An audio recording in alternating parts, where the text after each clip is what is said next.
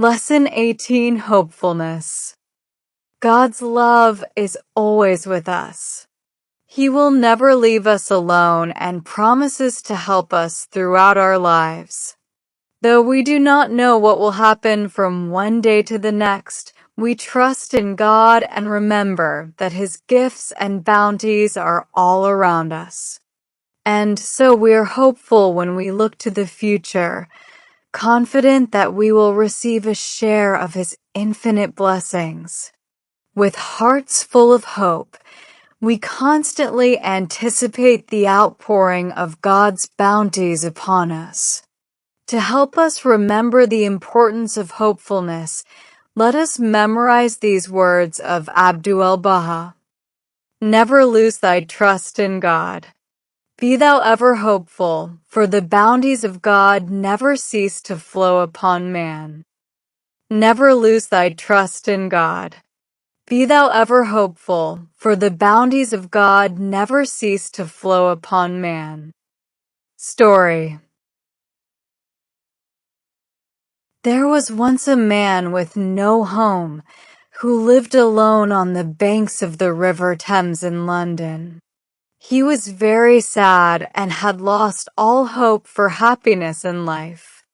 One day, he walked past a shop and a photograph in a newspaper caught his eye.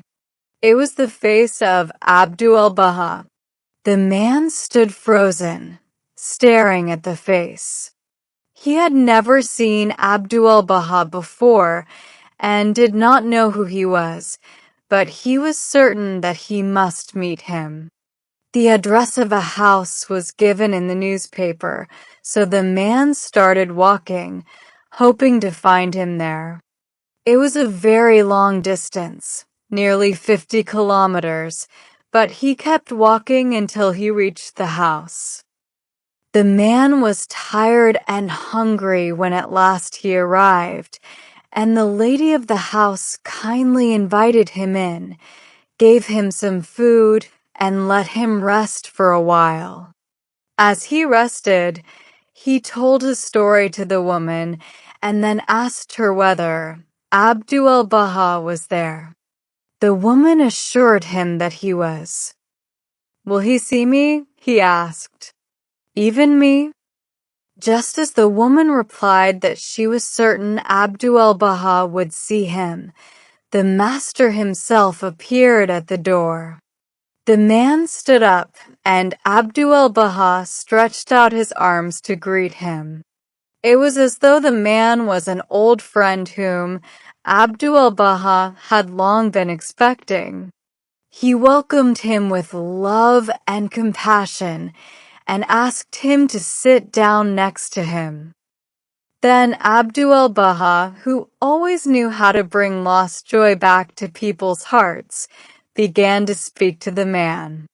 He encouraged him to let go of his sadness, reminding him that he was rich in the kingdom of God. As Abdul-Baha showered the man with compassion, his comforting words began to heal his heart and give him strength.